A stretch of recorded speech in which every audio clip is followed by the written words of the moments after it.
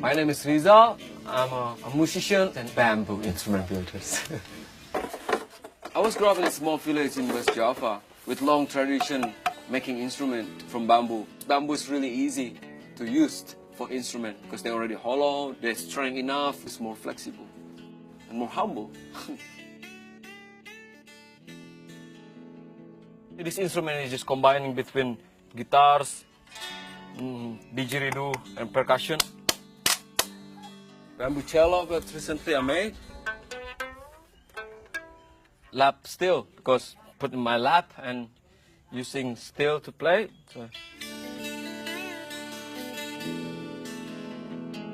This day, we want to play music, we're going to shop to buy instrument. A lot of things we can do with our own two hands, but we forget about that.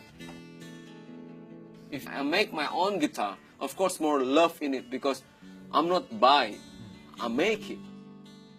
Every single day I work with bamboo, every single day I touch bamboo, right? So I can see the world with bamboo. I make my own frame, not going to shop to get the frame like this. My hope is people get more creative. Share with people, give to people what you can do. We need to protect Mother Earth or to care or to love Mother Earth.